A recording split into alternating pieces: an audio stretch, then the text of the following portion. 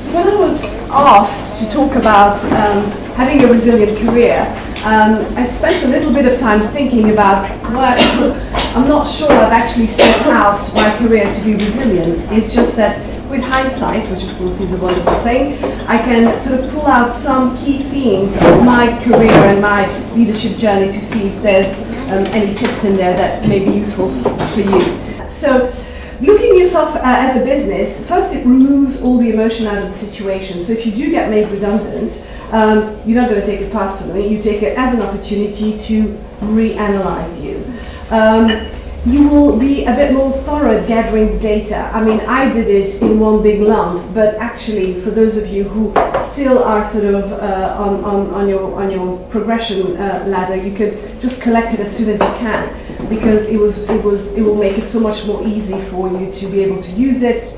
And also, when you talk to people, either recruiters or networks, you will have it front of mind as opposed to back in the archives of your mind. And test, if you look at a business, for those of you who have startups, you know that you have a strategy and you test it, and if it doesn't work, you pivot. And then you test it, and if that doesn't work, you pivot. And that's actually how you should look at career strategy as well, because that will keep you relevant and resilient, because there's no point in banging on about something if that's not what the market wants. The market is a perfect situation. They will tell you what's your worth, what's your price, and what you can do. So it's just a matter of finding a gap in the market. Now, create balance and flexibility in your life. Carpe diem. Seize the moment.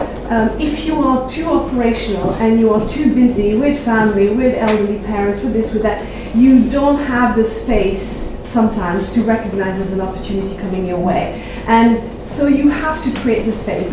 That's the time when you're going to reflect. You're going to see what's out there. You're going to read some magazines. You're going to follow up on some opportunities. You're going to decide. You're going to collect your data just to create that perspective. If you have that, you can actually take risks.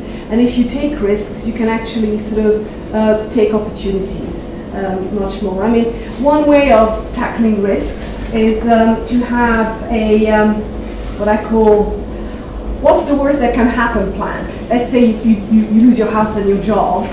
How much money do you really need in order to survive for a year? And see if you can save that.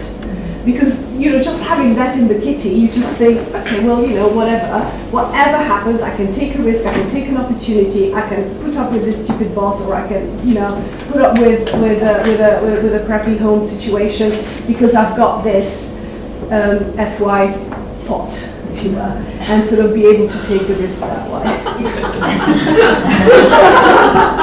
I wanted to share some ideas with you on how we can go around raising our profiles internally and externally. And the crux of that matter really is about sharing the content that we're producing on a day-to-day basis in our work on as many platforms as possible. Repeating that message again and again, and then after engaging with people around the kind of things that we're doing in terms of our success, finding an opportunity to revisit that. So, my first pop quiz this morning, just by show of hands, how many of us here have intranets in our workplace? First platform. Video conferencing. Team meetings. WebExes. In my old organisation, we used to call them all-hands meetings, where you'll come together as a business line or the site, and you'll have an update on what's going on. Those are all the platforms where we need to be sharing the success of what we're doing and how our roles helping to drive our organisation forward. Just that list alone, we've got 5 or 6 different platforms. Most of the time we focus on looking internally, and I think we often neglect how important it is to develop our profiles outside of work. And Francesca alluded to that in terms of developing a support network. Because again, what that does is it helps to provide leverage. Well, you can now use that as an opportunity to come back to your organisation and say, this is where I'm more valuable because I'm doing other things that are helping to raise the profile of the organisation. And moreover, what it does is help you develop an outside network that can give you a different perspective on how to approach certain issues, because I think we get so caught up in the day-to-day of the operational stuff and you tend to suffer from groupthink. And sometimes what you just need is a conversation outside.